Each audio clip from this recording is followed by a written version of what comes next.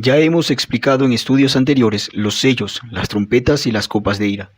Hoy, a más de exponer el capítulo 17 del libro de Apocalipsis, buscamos cambiar un paradigma común dentro del cuerpo del Mesías, pues de no hacerlo, no podríamos cumplir con el mandamiento que dice: «Salid de ella, pueblo mío, para que no seas partícipe de sus plagas». Así que, veamos, en el capítulo anterior se mencionan las copas de ira, o juicio del Eterno al trono de la bestia, situada en Jerusalén. En este episodio 16 del libro de Revelaciones, vimos cómo inicia con dos visiones de Juan. La primera, una señal en los cielos que anuncian los 7 ángeles con las copas de ira, y la segunda, un escenario en aquel lugar donde ahora se encuentra Yeshua mostrando una actividad protocolaria posterior al descenso del mismo con su ejército para recuperar la tierra.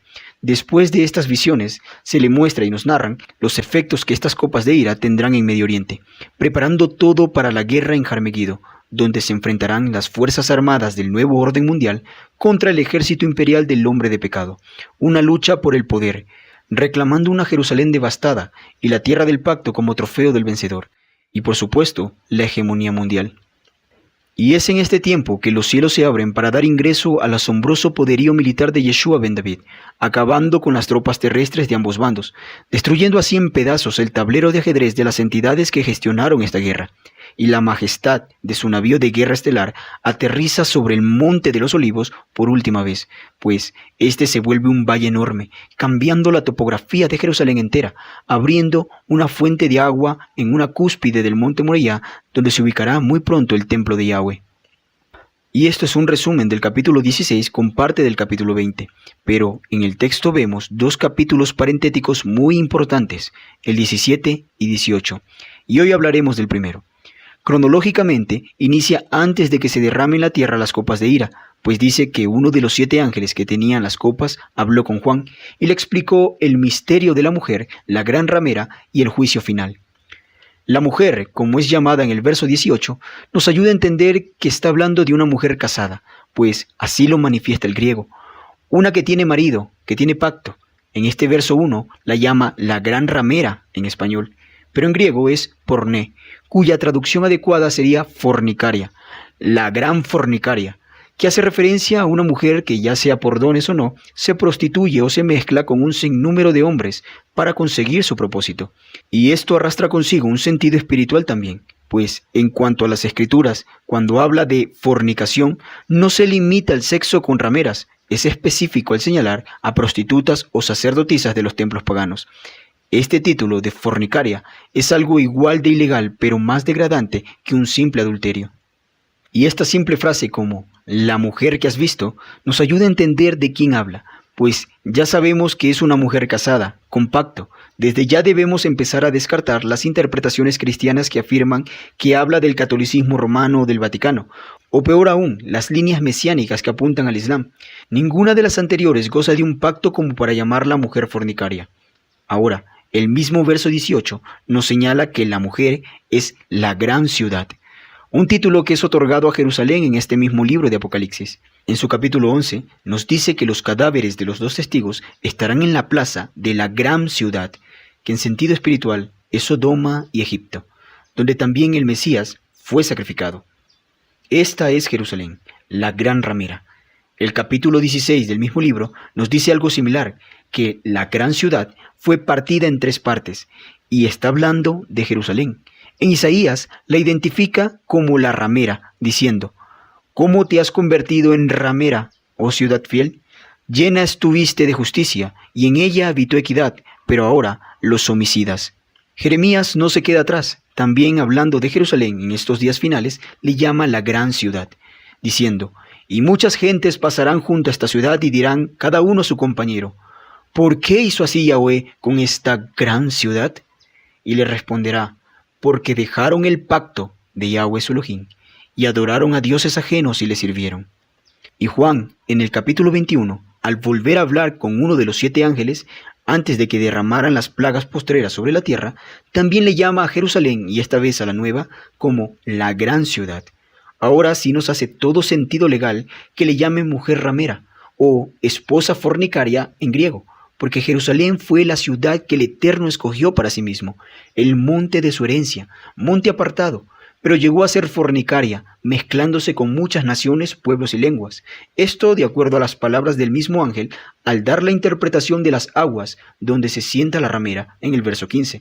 Esta mujer estaba ebria de la sangre de los santos y los testigos de Yeshua, que en la Reina Valera le traduce como mártires, pero son sus testigos, los que vieron y oyeron, todos los que por causa de su testimonio, y no solo de vida, sino por su divulgación del reino, encontraron la muerte. Yeshua, Esteban, Jacobo, de los que tenemos registrados, murieron en Jerusalén por orden del Sanedrín.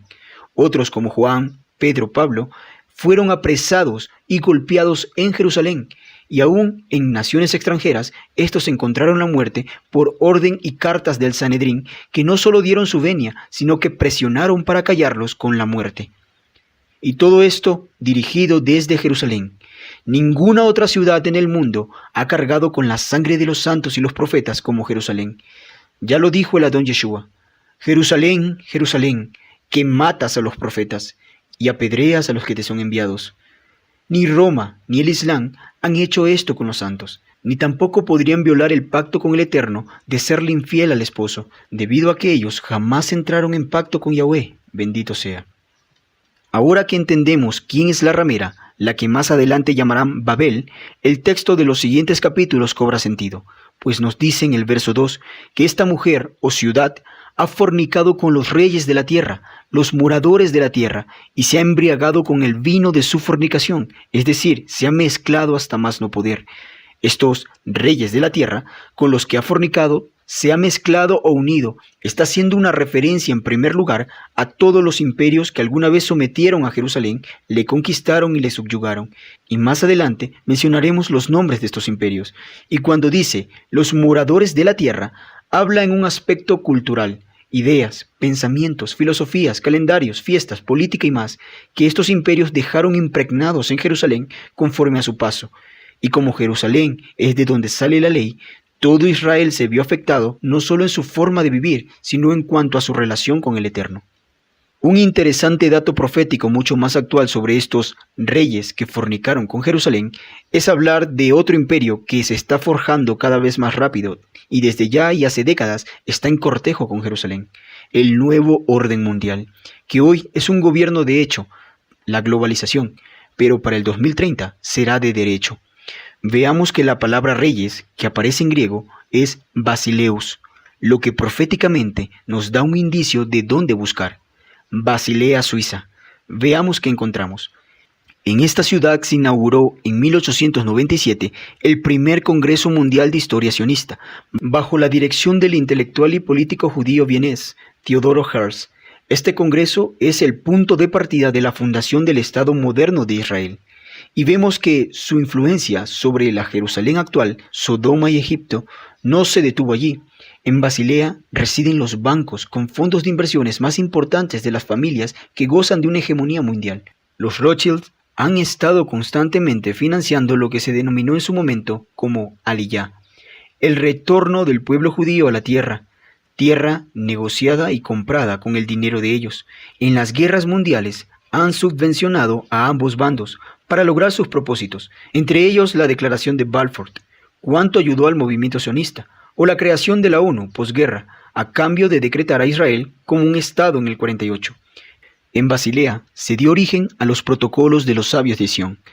De hecho, se llevó un juicio allí por estos escritos y se determinó que no se podía autentificar su veracidad. Sin embargo, todo lo que de allí se habla se está cumpliendo tal cual se anunció a finales del siglo XIX.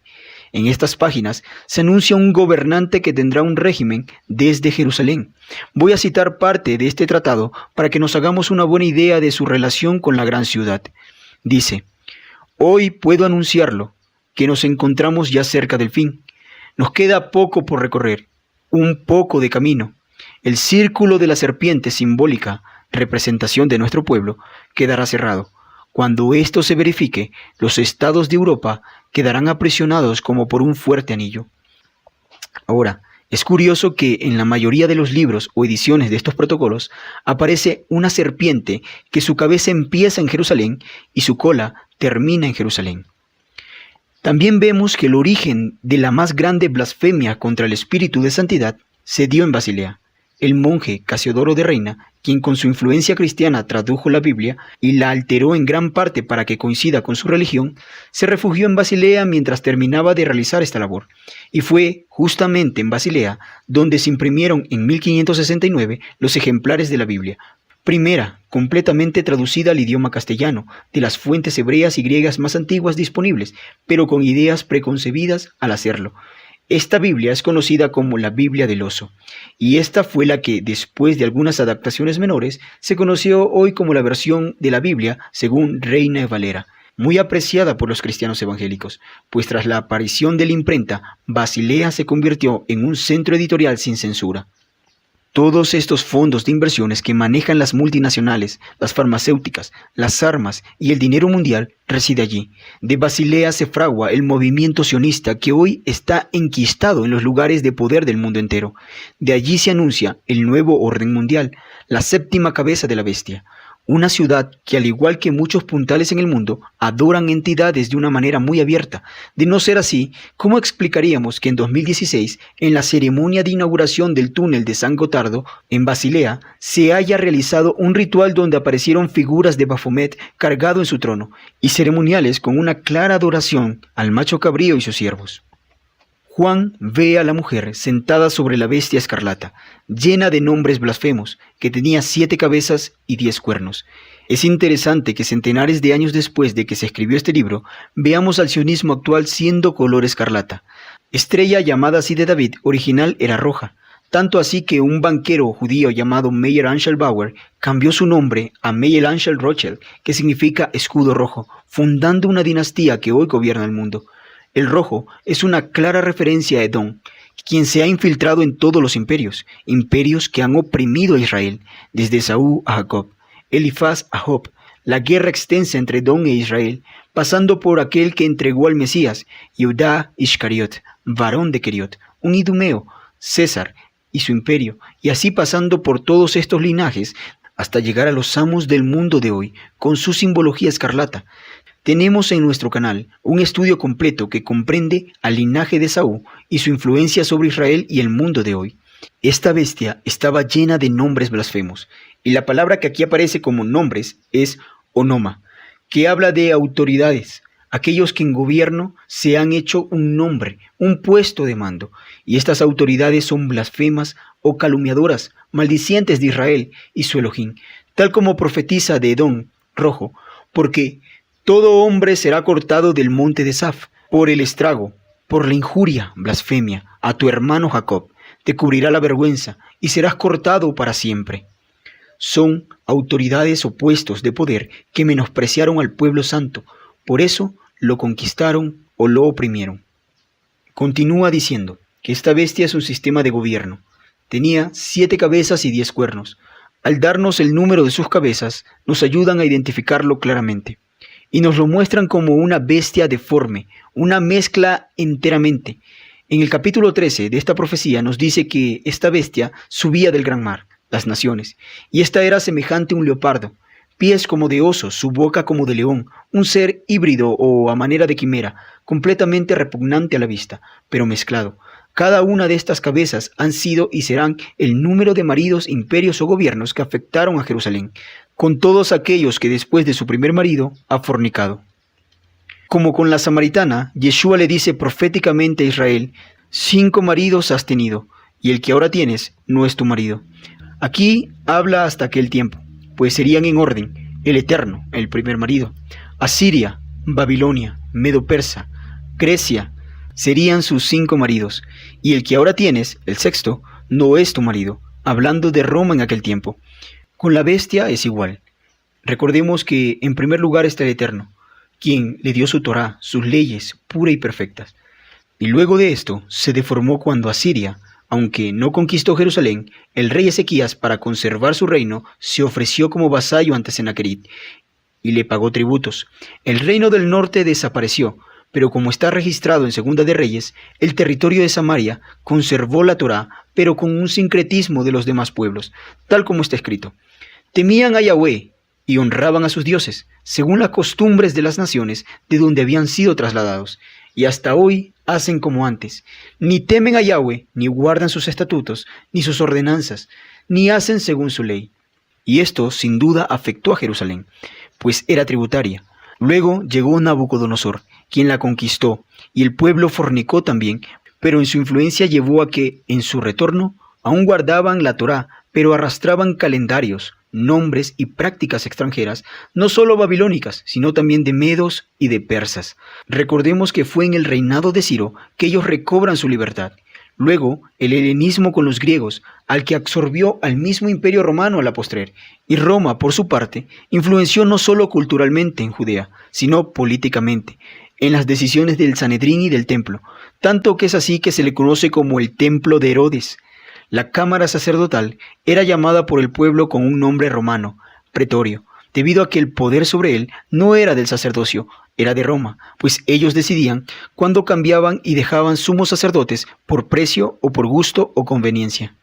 Todos estos 6 imperios pasaron por Jerusalén después de que el Eterno la apartara y dejaron huella en su fornicación, su influencia sobre él, creando una mezcla que volvió a Jerusalén la gran ramera, Babilonia. Confusión, mezcla hasta el día de hoy. Cuando el Apocalipsis se escribió, ya había una mezcla de 6 caminos, contando la Torá, esta que fue ensuciada con las demás, y el 7º es en la actualidad y está por venir. Los 10 cuernos, el mismo ángel menciona que son 10 reyes que recibirán autoridad juntamente con la bestia.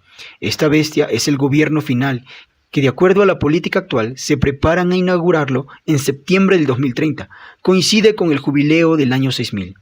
La mujer vestía como lo hacen los reyes, de púrpura y escarlata, ciudad deseada por los gobernantes, la copa que hace temblar a las naciones. Y en su mano tenía un cáliz de oro, pero lleno de abominaciones e inmundicias, mezcla que da de beber a los que a ella se acercan. En su frente un nombre escrito, Babilonia la Grande, la madre de las rameras y de las abominaciones de la tierra. Esta es la descripción que el Eterno le da. Así es como hoy él ve a Jerusalén, ciudad que alberga iglesias cristianas de adoración solar, templos budistas, mezquitas musulmanas en el monte Moriah, algo completamente profano. Jerusalén, ebria de la sangre de los santos, los que guardaron la Torá conforme a la enseñanza de Yeshua, pues antes de estos eran Babilonia, un camino que no era claro, solo confusión. Y ver esto, que trata de Jerusalén, asombró a Juan tanto que aquel ángel le dijo, ¿por qué razón te asombras de esto? Y comienza a revelar el misterio de la mujer y de la bestia. La bestia, lo repetimos, es un gobierno de hombre. Por eso usa figuras de animales del campo y describe a una bestia subiendo del mar. Las naciones, esta bestia o gobierno se describe como una deformación o mezcla de lo que debía ser Israel.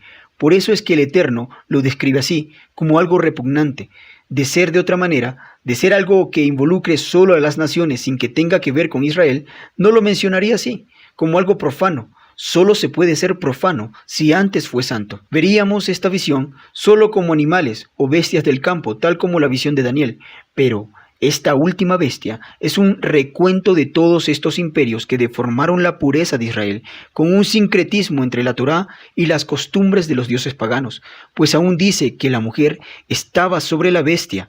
Jerusalén estaba sobre estos imperios.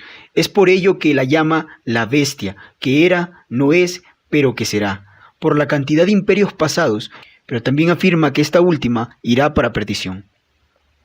Luego nos dice que estas 7 cabezas son 7 montes, sobre los cuales se sienta la mujer, y también son 7 reyes, una profecía doble.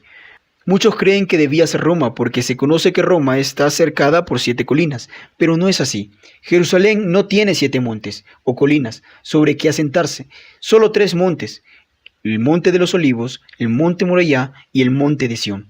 Pero la verdad es que no habla de montes literales, así como no habla de reyes literales en Jerusalén, pues dice sobre los cuales descansa la mujer. Es más o menos como el sueño del faraón, las vides y las vacas, ambos eran uno. Aquí también, montes habla de gobierno, en la mente hebrea. Por eso dice para la mente que tenga sabiduría, o este conocimiento. Un monte es una forma de decir gobierno, pues todas las capitales y palacios de los reyes tenían la costumbre estratégica de asentarse en montes. Es una forma poética de hablar, muy conocida para Israel, como cuando dice: ¿Quién eres tú, oh gran monte, delante de Zorobabel? Serás reducido a llanura. No es un monte literal. O cuando nos dice: todo monte o collado será allanado. No habla de algo literal, sino metafórico, gobiernos, reyes. Como cuando representa a los gobernantes como árboles del bosque y nos dice: todo árbol será talado y no dejará ni raíz ni rama. Es exactamente lo mismo. Aquí nos dice que hay gobiernos sobre los que se ha edificado Jerusalén, la actual, o la mujer. Tal como ya hemos venido diciendo, las influencias de estos imperios mancharon cada vez más la Torá pura, que debía imperar como en los tiempos en que David fundó Jerusalén como capital.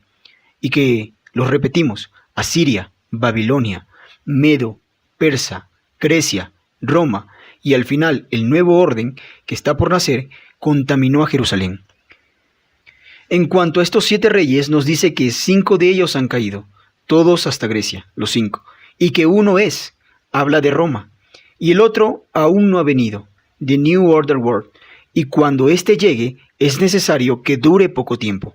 Ahora, hay algo curioso en el verso 11, pues nos dice que la bestia que era y no es también el 8º, y es de entre los 7, y va para perdición.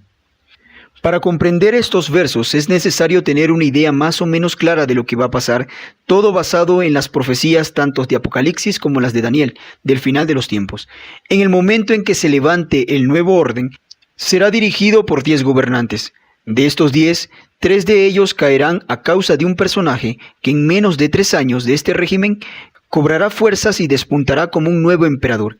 Se dirige al Medio Oriente y establece su centro político desde Jerusalén. Este es el 8º, que es de entre los 7, que busca y se levanta su propio imperio, un hombre con ambiciones muy grandes, de cual mencionan los profetas, pero jamás como un gobernante único mundial, como siempre se ha creído. Este hombre tuvo la mala suerte de reclamar como suyo el territorio que ya ha sido otorgado a Israel por derecho de pacto en un tiempo de cumplimiento de promesas. Lo pagará muy caro, aunque él aún no lo sabe. Se podría decir que estuvo en un lugar y tiempo equivocado para armar su imperio. Él, como gran estratega, vio en Israel un punto adecuado para dirigir su imperio, una situación geográfica magnífica, convirtiendo a Israel en una base ideal para la preparación y lanzamiento en cualquier dirección de posibles operaciones, a la cual se puede acceder por una corta vía marítima, siguiendo el Mediterráneo, aérea en momentos de crisis. Y todo esto, por supuesto, no agradó al orden mundial. Es una completa rebeldía al sistema, y es por ello que el mundo entra en una guerra más, y se encuentra en Megido peleando el día y la hora indicada de reclamar la tierra de su heredad por mano del rey Yeshua. El mundo estará en guerra entre ellos. Solo nosotros estaremos pendientes de ver a los cielos. Ellos no sabrán que los atacó, hasta que cayó sobre aquellos destrucción repentina. Este pasaje de Apocalipsis 17 nos enseña la perspectiva del Eterno frente a Jerusalén actual, y a todo lo que ella brota, le llama abominación e inmundicia. Esta no es la Jerusalén de Yahweh, es solo una deformación, no es la virgen, es la ramera, no es la que con esperanza anunciaron los profetas, es aquella a la que con vehemencia decretaron juicio. No tomemos del anatema, para que no muramos. Basta ya de idolatrar lo que el Eterno aborrece. Escuchemos su palabra cuando dice de Sión, por boca de Isaías: apartaos, apartaos, salid de ahí, no toques la inmundicia. Salid de en medio de ella y purifíquense los que llevan los utensilios de Yahweh. Ahora nos vuelve a hacer el mismo llamado, cuando de la ramera, confusión, Babilonia la grande, Jerusalén, se nos dice: salid de ella, pueblo mío, para que no participes de sus pecados y para que no recibas de sus plagas.